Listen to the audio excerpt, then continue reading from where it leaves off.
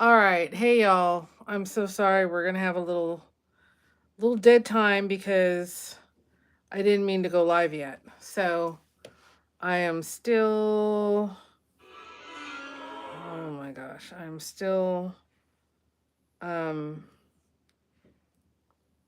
what is the problem here? What's going on?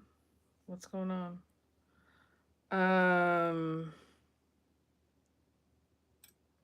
okay. I'm sorry, y'all. I'm sorry. Just give me a minute to figure out what's going on in my life. Okay. I think this is the problem. Or the problem is that here we go. I'm having an internet issue. I'm sorry, y'all. If you've already tuned in, please be patient with me. Why does everything look okay? Here we go. Um, Let me just type in my title. Um, and so for those of you who are already with me live, which is terrible, I haven't even positioned my camera the way I want it. Nothing yet. Nothing. In fact, let me raise y'all up a little. What's going on here? Okay. Well, should face level.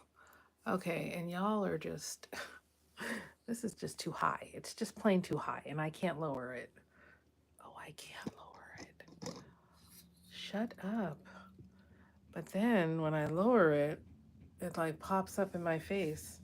So, okay, in case you're just joining me, please, I promise it's coming and it's gonna be good, I think, but um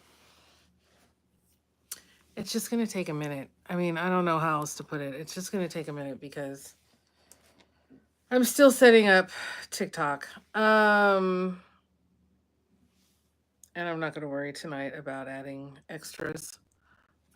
All right, so we're about to go live on TikTok, and then I will start. Here we go. Go live. Allow TikTok to access nearby devices. Ew, creepy. No. Okay. All right. So there we go. Okay.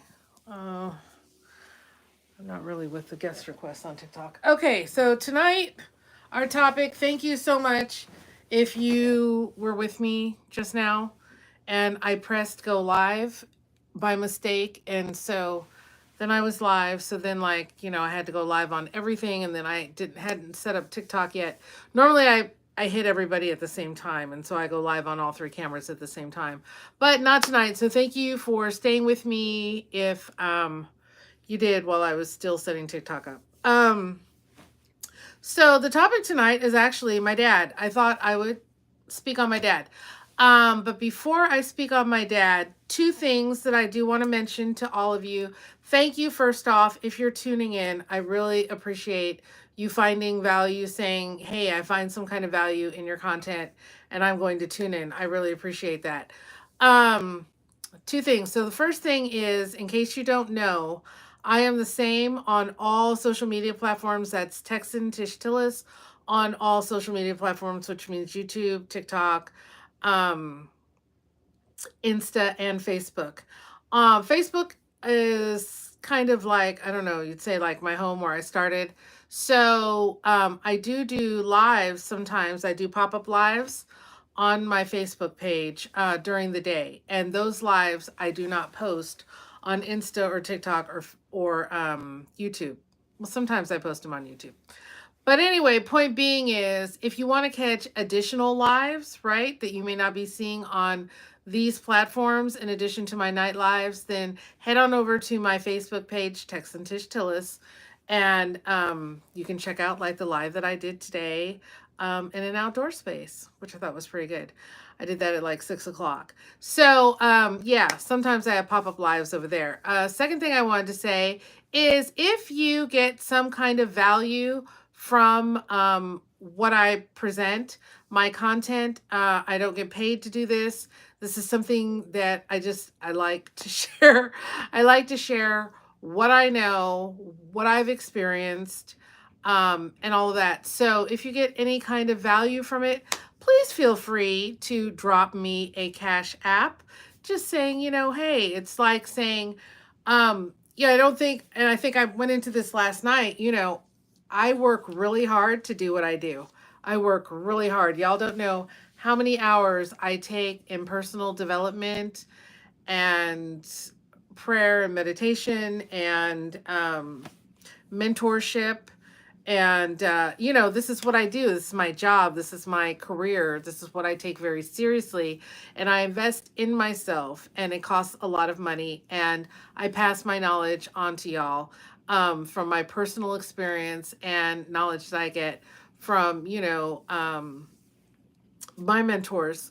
So if you appreciate what I do and you want to just acknowledge me and say thank you, for giving me this, something that normally you'd have to pay a lot of money for in a course to hear all this, right? And some of you may be working on your personal development skills yourself and taking courses, and my information that I pass out is better than a lot of courses that I've actually paid money for are not half as good as the information that I give out. And so anyway, I will be teaching classes this summer, which gives you an opportunity to be one-on-one with me, and kind of get poured into more. I'm doing all this right now to this level. Because I want people to know about me and to be able to say, oh, yeah, she really does know her stuff and she's worth taking a class from. But I will drop this summer just into Reels. All you get is like little sound bites. And if you want the whole enchilada, you'll have to take the class. So enjoy what you get now. But anyway, my Cash App is J, the letter J as in jump, the number 2. So J2s. And then S. Okay, so J, 2, and then S, WIFE. Okay, and that's with the $ in front. So it's J2's wife. That's my Cash App if you want to show me some love. Anyway, okay, so tonight we're going to talk about, this is entitled Dick Hancock. That is my father's name. And my dad is such a baddie. I mean, he's not a girl, but he's of course, but he's bad. Like the man is bad. He's like OG bad, right? Oh, like OG bad. So I'm going to tell you a little bit about his story, and of course, it's related to success because that's our overwhelming topic, right? That we try and speak on. So I'm going to tell you a story, which is absolutely freaking amazing. It's absolutely, he's my OG hero. He is my OG hero. He is like the baddest of the bad. I don't care who your mama, who your daddy is. I don't care about anybody else's success story in America. In my opinion, they don't beat my dad's. Like, he is the baddest. Okay, the baddest. He has makes me think. He has this money clip that says dick on it, like huge, custom made money clip that says dick. And it's all you need to know about him. I mean, it really encompasses the man. So the reason you might be like, why are you talking about your dad? Well, because my dad is a mogul. He's an actual real life mogul. And so the things I speak on, not only have I achieved success in my personal life, but I grew up with somebody who was uber successful. And I'm not even going to tell you guys how much he sold his company for, because you won't believe me. You'll be like, oh my gosh, she's such a liar. She's trying to get credit, Yeah, so I'm not even going to tell you. But the man is a mogul, and that's all I have to say, like generational wealth. And then you might be like, well, Tish, well, here's the deal. Number 1, my dad is still alive. Okay. And number 2, my husband made me promise when I married him. I think one of the things that attracted me to my husband, who I've known since I was in high school, which is 30 years is that he has a lot of qualities that my dad has, in the sense that he's a very strong-willed man. And so when we got together, he said to me, "We will not be using any of your parents, your family's money. Um, period." He said, "You're my wife, you're my responsibility, and I will take care of you, and we will not be using your family's money." Yeah. So anyway, but you know what? He's done really great. So it's all good. But anyway, in case any of you are wondering, like, well, why aren't you tooling around in a Bentley, or whatever? It's yeah, that's my husband's whole thing, like no family money. So, but anyway, I picked out 12 characteristics that my father has that to me embody success. And when I think of him, these are the characteristics that make me think of why he was so successful. And I say was because he sold his company. He did. He's 80, he's in his 80s now. And so yeah, he had to say, he sold his company because when he but I mean, gosh, he had that company for at least 25 years. But so I'm going to tell you a brief story so y'all can tap in, watch the whole thing. I would want to know how somebody's father was hugely successful. If I wanted to be successful myself, but you can tap in, tap out, whatever you choose to do. But basically, a little backstory on him, because to understand how amazing and incredible he is, you have to know a little bit of backstory. So, my dad was born in the Appalachian Mountains, and born on a dirt floor, literally came out of his mama's womb and hit a dirt floor. So we're talking about log cabin, um, Appalachian Mountain poverty. They didn't get electricity up on the mountain until the 80s. Um, let's see, let me give you another example of my dad's side of the family. So amazing people, amazing people, amazing people. Um, so half of the family was black and half of the family was white. And the black, you could tell there's been hundreds of years of intermixing, right? Hundreds of years of intermixing. Um, I went to my I'm not gonna tell that story. Okay, so anyway, Appalachian Mountains.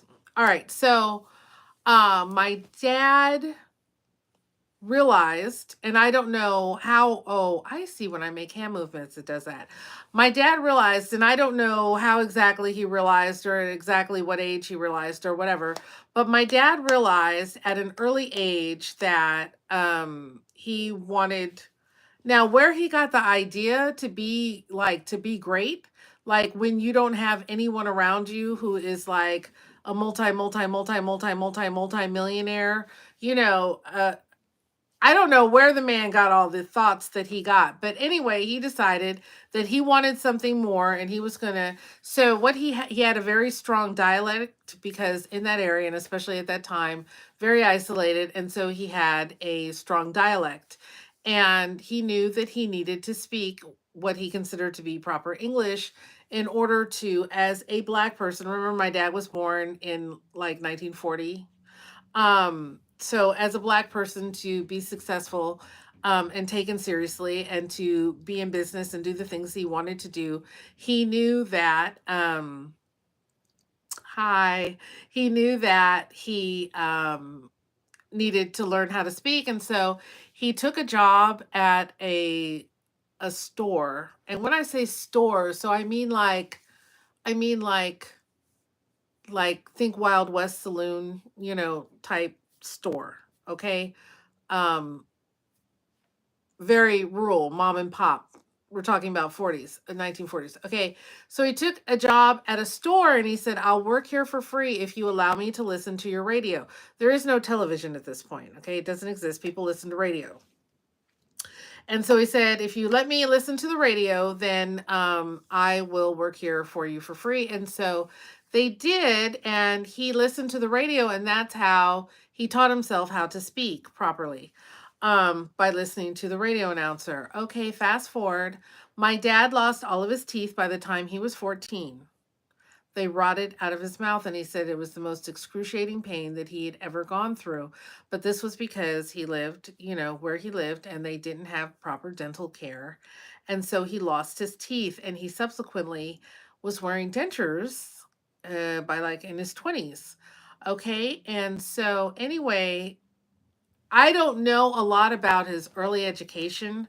I don't know a lot about that, but I do know he pops up next that I know of at the University of Toledo. I'm sorry, of Ohio. It's the University of Ohio. I think it's the University of Ohio. And he puts himself through college. Now, there's no FAFSA money at this point in time, right?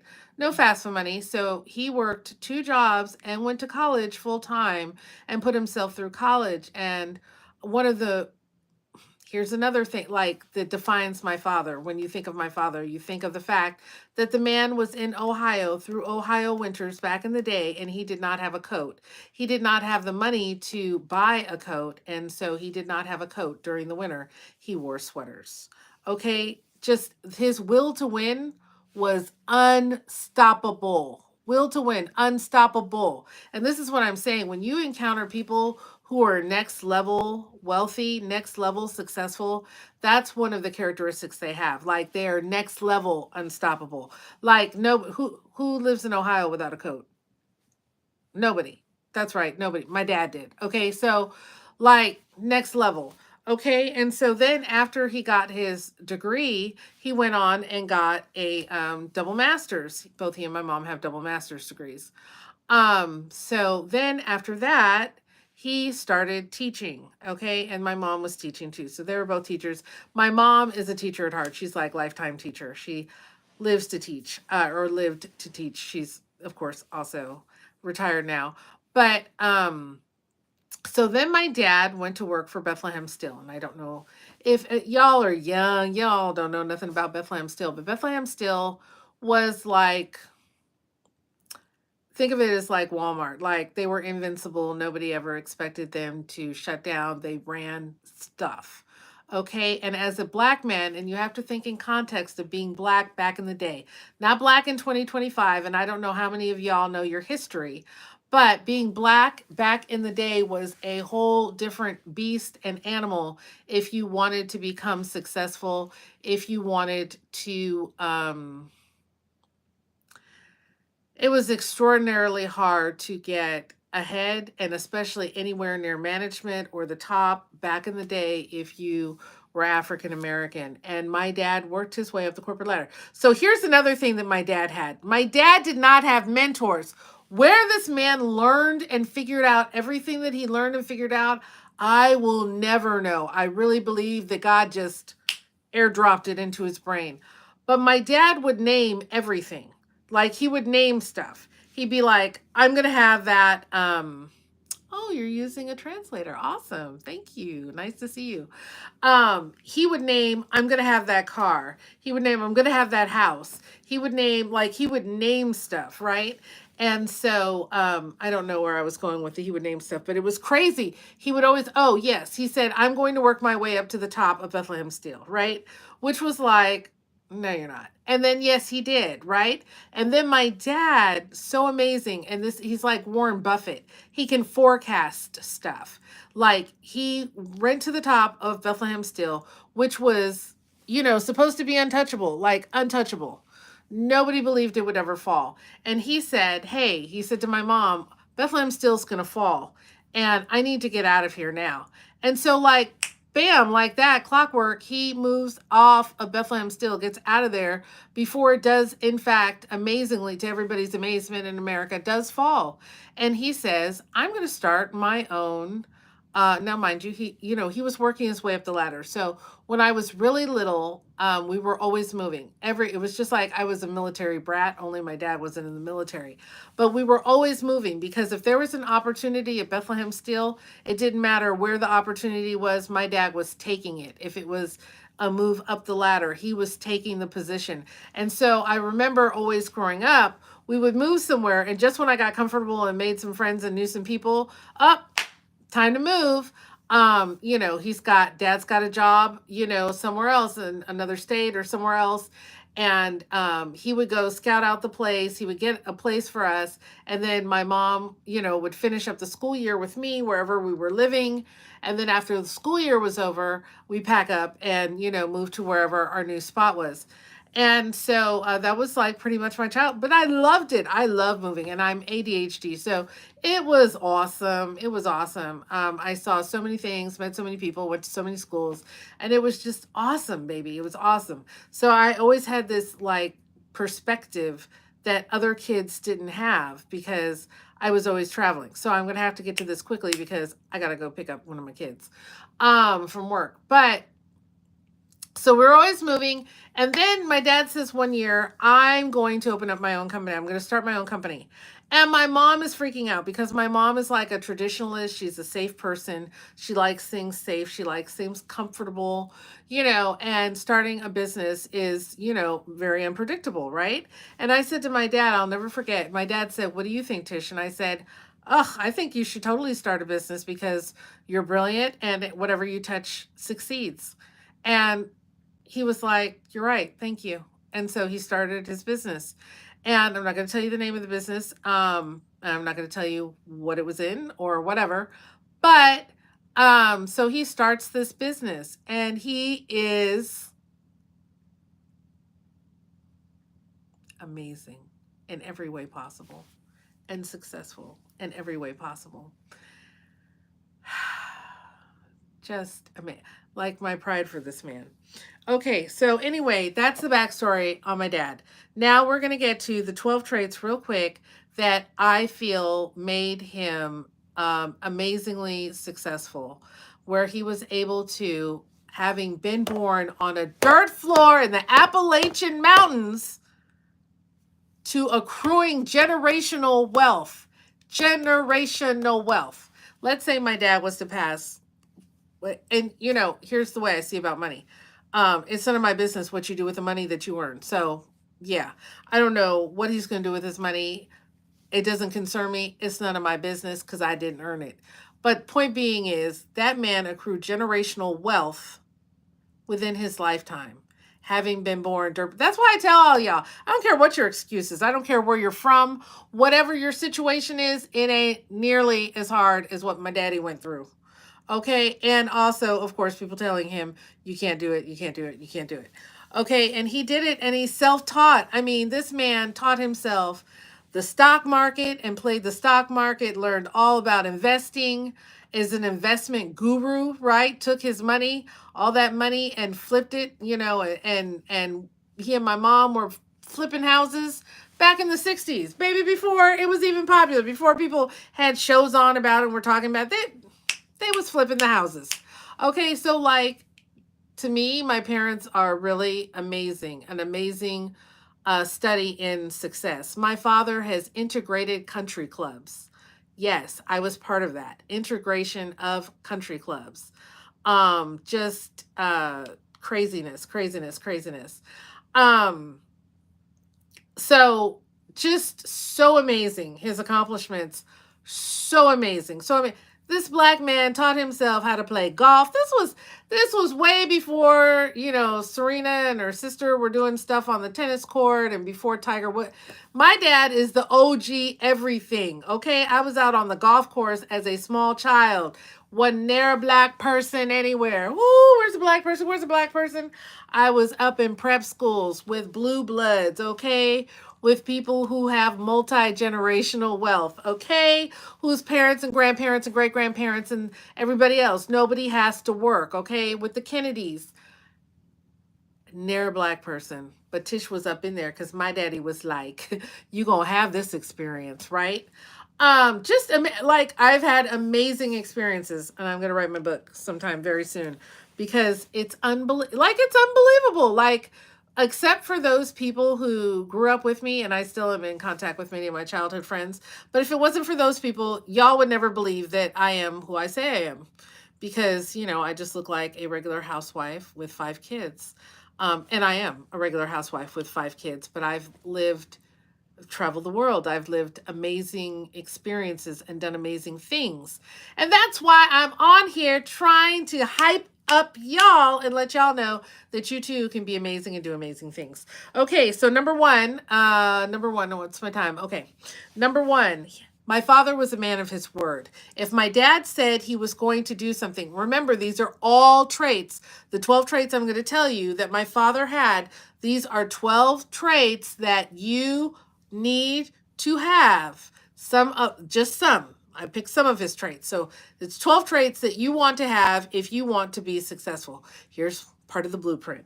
Okay, number one, he was a man of his word. If my father said he was going to do something, he was going to do something. If he said he was going to be somewhere, he was going to be somewhere. You never, ever, ever had to question whether or not he was 10 toes down. The man was 10 toes down. He was always going to do what he said he was going to do. He was going to be who he said he was going to be.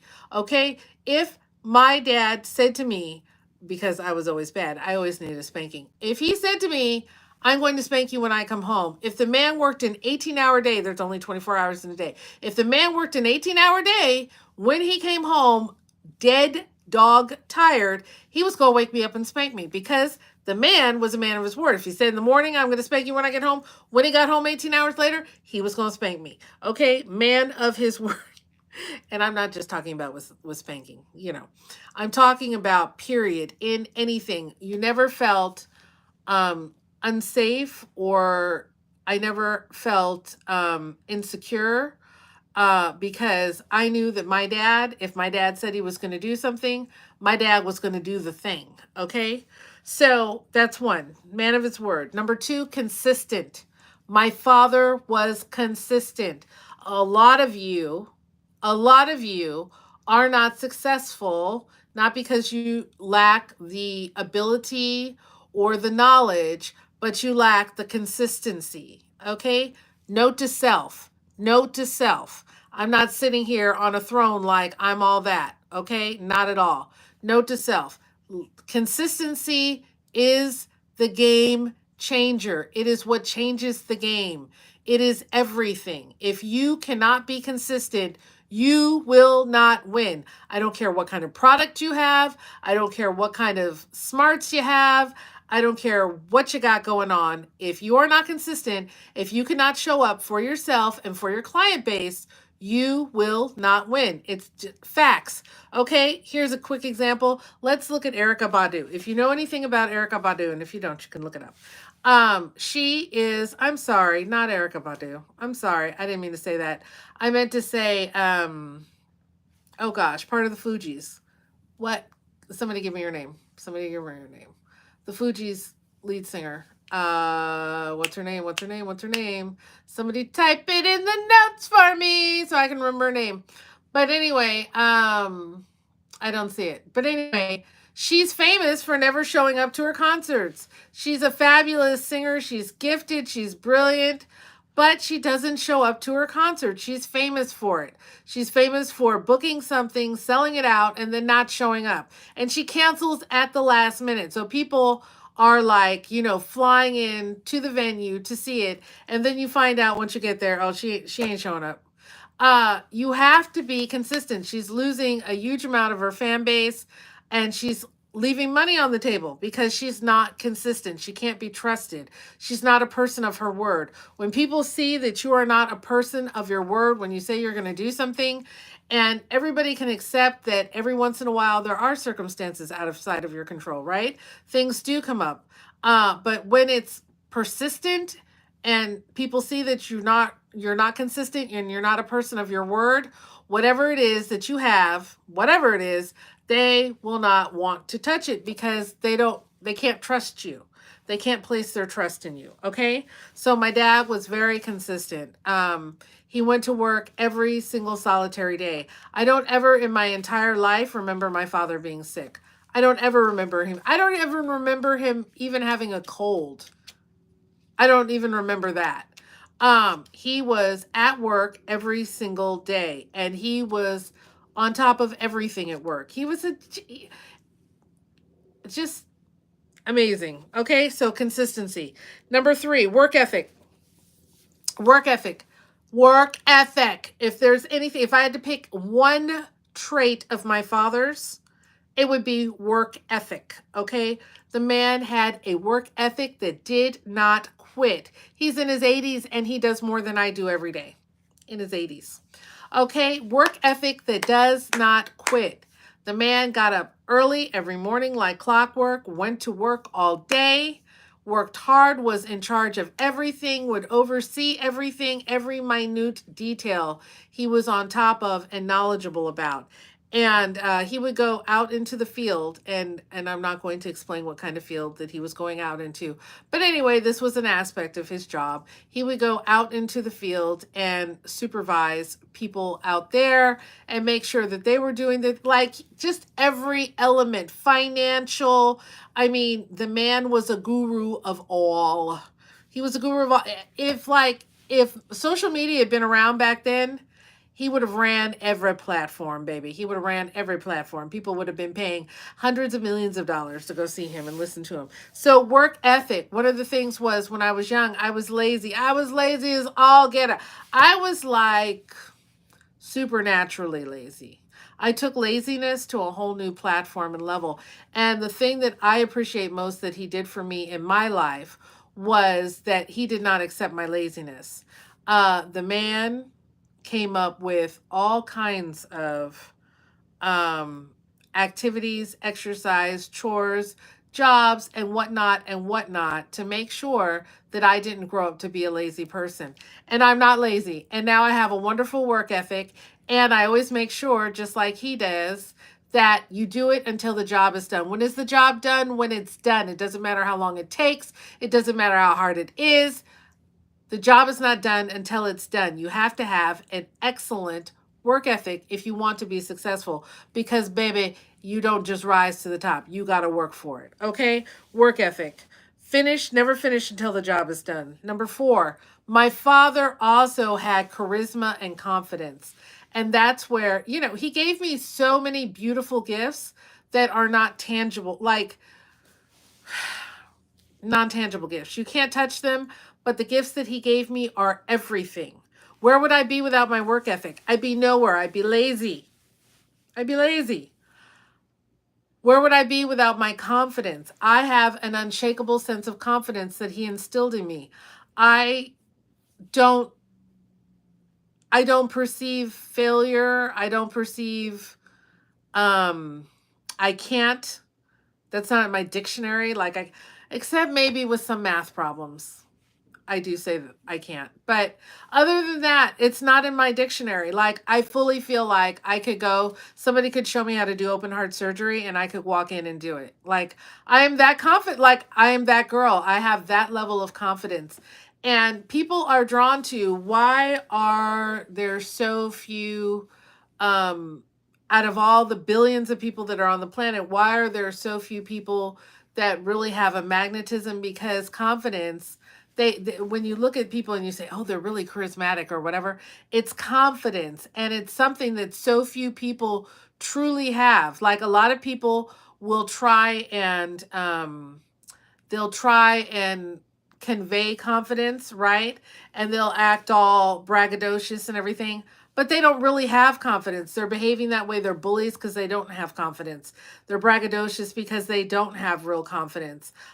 A lot of people who you think are confident really aren't. They're really insecure, but they're just, and I can't think of the word right now. I'm going to say emitting confidence, but emitting is not the word that I want.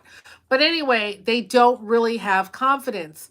Um, you know who has confidence? And I don't care how you feel about them, one way or the other, um, I don't have a dog in this show, but a pony in this race. But anyway, Donald Trump. Why do you think people act bizarre, crazy, weird?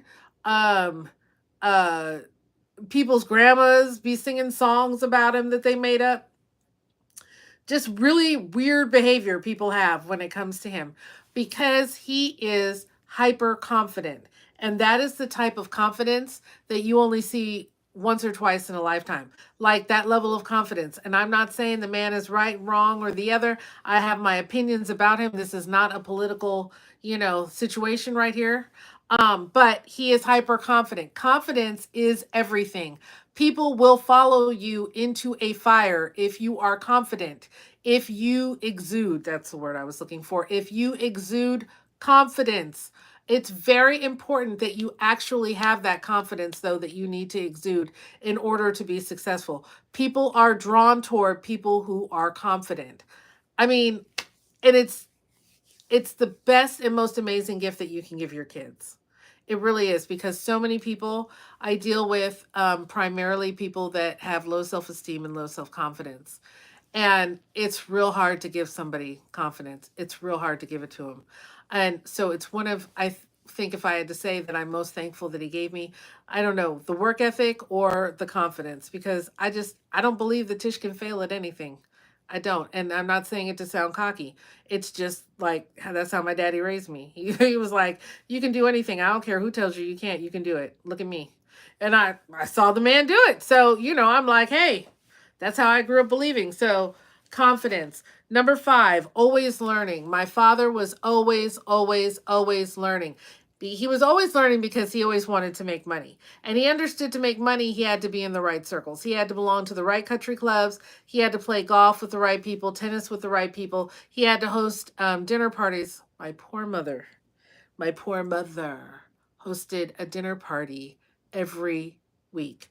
We were soaking bourbon balls. And I mean, honey, when I say a dinner party, I'm not talking about the kind of thing that they have now in 2025. Honey, I want you to think 1950s spread, okay? Spread. Spread. My mother was hosting a dinner party every Friday because my father was making allegiances and alliances, okay? He understood that learning has to always be a continual thing. If you watch my lives faithfully, you will know that one of the things that my dad did was that he had me read. He ordered Reader's Digest, right? And he would have me read. They had a vocabulary section. I don't know if Reader's Digest even exists anymore. But anyway, they had a vocabulary section. And every day I would have to learn, 10 new vocabulary words out of Reader's Digest, and I would have to memorize them. And I would have to be able to write them down and use them properly in a sentence and pronounce them properly and spell them and everything when he came home. It didn't matter what hour he came home, because the man, I said, was what? Consistent. So whatever hour it was that he came home, I would have to tell him my vocab words. And that's how I developed such a fabulous vocabulary. I'm so thankful for everything that he gave me. Like, where did he come up with all these things that he was not shown or taught? It really blows my mind. Like, to this day, my mind is blown. So he was always learning. He learned the stock market, and then he learned how to play it, and then he made a fortune there. The man, there was not a thing that he didn't touch that didn't turn to gold. Okay, we got 10 minutes here. All right. So he was always learning. Number 5. Number 6, he was a perfectionist. He was a perfectionist. There was no such thing as, oh, that's pretty good, looks pretty. People who are successful are perfectionists. They don't let things just be okay or pretty good or this. They worked hard for where they are. Everything that they touch or they surround themselves in or involve themselves in, they see as a personal, it says something personally about them. And so nothing that's pretty good is good enough. It has to be perfect. It has to be perfect. I cannot tell you how many times my dad would build houses. Like, he'd buy a house. He'd have a vision for that house. And when I say house, I'm talking about over $1 million house, right? He'd buy a house. He'd have a vision for that house. He'd knock the whole house down. And then I remember on one house, the pool was horizontal. He filled the pool. Do you know how much it costs to fill a pool? Okay. And then reorient the direction of the pool so that the pool was now vertical instead of horizontal. And they knocked the whole house down that was existing on the lot. Okay. This over $1 million house. Knocked the whole house down and rebuilt it in his vision. Okay. Just man, amazing. Perfectionist. So people who are very successful, highly successful people are perfectionists. Okay. Number 7, he was a smart investor, and I kind of already just touched on that.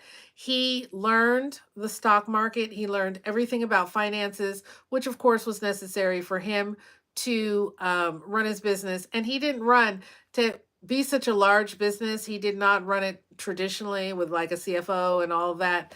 That was Dick Hancock was the whole package, baby. He was the whole package. So he was a very smart investor, and he invested, and he was smart. This is what he would do. He'd say, Tish, tell me, he'd sit me down every Saturday. Tish, tell me what's going on with the he started an investment club for my family, first off. And they all made money with Dick Hancock. Okay. He was like Robert De Niro in Casino. Everybody made money with him. And so he would sit me down on Saturdays and he'd say, Tish, now on Saturdays, that's a whole different that's a whole nother live. But anyway, he'd say, Tish, what's happening? What's hot? What's new? What's trending?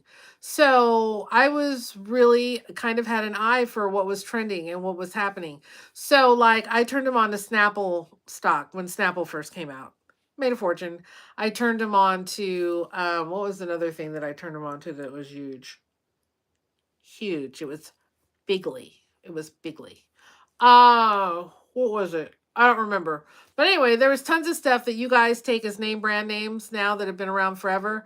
But when they first came out, I turned him on to him and he invested. He trusted my vision and he invested in these things and made a fortune. So he was very smart. He was a very smart investor. Number 8, he was an amazing people reader. You have to know how to read people. I'm sorry. You are going to get taken to the cleaners if you don't know how to read people, if you don't know how to see a scam when it comes, if you don't know how to get rid of people in your circle that you think are your friends but they're really backbiters, backstabbers, and they're trying to take you down. You have to be able to accurately align with people and read people and know who you can collaborate with and who you can't. Okay, you need to get some street knowledge. You need to be street smart to a certain extent. You need to know what's what. You also need to know when you run into somebody who you do need to collaborate with and what you may need to do in order to be on their level that they will consider collaborating with you. Okay, so my dad was excellent at reading the room and aligning himself correctly with the right people that could do things for him that he was unable to do for himself, that could take him into rooms and open doors that he was unable to open for himself. So he was really good at that. Okay. Number 9, fitness. He believed in sound mind, sound body. And so he stayed active. He was an avid exerciser. Okay. An avid golf player, tennis player. He believed in staying fit. The man at 80 has calves that are rock hard. Okay, and still buff at 80 because he believes sound mind, sound body, very intentional with what he ate or eats, what he takes in, very intentional with that. And he always has been. So you need to recognize that you need to take care of your body in order to take care of your mind, okay, which is going to make you money. Number 10, barrier breaker, and I did allude to that. Um, we were the first black family to eat at the Yale Club. He single-handedly uh, integrated a very old money, very established um, country club. And I remember because of what he did, I spent my summers sitting at the country club pool, ordering from the cabana, food from the cabana, putting it on credit, and playing tennis and living a fabulous life. Because that's what he saw for himself, and he wasn't going to settle for less. He was like, I'm not gonna have that, not going to not have that for my wife and daughter because we're black. Like, I want it, I'm gonna have it. And he did. And man, my dad is a boss. If y'all haven't gotten that from this live, I don't know what to tell you. The man's a boss. Okay, so he was a barrier breaker. Number 11, he had no fear. My dad does not have fear. He doesn't know what fear. I don't ever remember seeing that man afraid of anything or anybody. I mean, my dad and no offense or anything, but he got into some squabbles with some rednecks. Because he would take me with him, and he would say, "I want you to see how we were treated as Black people. You know, the job that I did a better job than everybody else here, and I want you to see how I am treated." And that's within his field. And let me tell you, people would shortchange him, people would cheat him, all kinds of stuff. They would do all kinds of stuff. My dad was nonplussed. My dad was like, "I'm that man. I'm going to get my money, period." Okay, and he took me and he showed me how, not like, no fear, like, to what it's like to have character and to stand up for yourself, and to have integrity, and to make sure that people respect you, that people put some respect on it, period. And I'm very much like that. My husband always says, because I've been with my husband since I was a teenager, and I'm 51 right now, right? And so my husband always says all the time, like, he'll be like, "You are such your father's daughter, you're such your father's daughter, like, you are such an alpha." And I really, when I got saved, I had to, I had to temper that. I really had to temper that. Um, and that's just me personally, that's how it works for me and how it works in our household. But I don't take any mess. I don't take any mess from anybody, and you're going to respect me. Or, just, and it's not like I want people to be, "Oh, there's Tish," or give me respect that isn't due. But if I respect you, I expect respect in return. Um, so he just had no fear. He had no fear of going into spaces that Black people had never been in before. Like, I used to think occasionally, this man is going to get lynched, because he would just go into places and just talk to people like, "I'm that man, and you're going to understand and deal with me, and understand that I'm that man, and we ain't gonna play games." But he just had no fear in any arena he was in, and anything he confronted, he had no fear. So amazing. It was just so amazing. Number Okay, and then that's last thing, number 12, my man, I was gonna say, my dad was a shrewd businessman. My dad was a shrewd businessman, okay? And shrewd means having or showing sharp powers of judgment. Okay? Having or showing sharp powers of judgment. My dad was a very shrewd businessman. He showed sharp powers of judgment. He knew when to sell stuff, when to buy stuff. He knew when he knew how to keep up with his men. He dealt with, in his business, there were different layers of it and different types of people that you had to deal with. He knew how to speak to and deal with each layer of person that was under his employment. Um, you know, and I'll just conclude with this. I don't know if y'all have heard the song. I don't know. Y'all are probably pretty young, but I don't know if you've heard the song "The Gambler" by Kenny Rogers. You got to know when to hold 'em, know when to fold 'em, know when to walk away, and know when to run. You never count your money while you're sitting at the table. There'll be time enough for counting when the day is done. But anyway, it's about a gambler. But it talks about, you have to know when they're, timing. You have to know the timing. Timing is key in everything in success, right? You have to know where to be, when to be there, when to leave, when to walk in, who to talk to, all of these things. I thank you very much for the invite to co-host, but I'm about to go like in 1 minute. You have to know when to be and where to be and at what time to be there. Okay, that's part of being shrewd and part of being a shrewd businessman. And he had that timing. He had that just unnatural, almost supernatural timing, where he knew what to do, when to do it, and it made him an absolute fortune. So I hope those 12 traits are traits that you wrote down. I hope you wrote them down. If you didn't, replay this live later and you can write them down. And these are traits that led to my father being an absolute actual mogul. Okay, and traits that you want to try to embody, um, as you embark upon your successful, um, journey to become whoever it is that you want to become. So I want to thank you all for watching this live. I got to go get my kid. And have a wonderful night. Take care. God bless.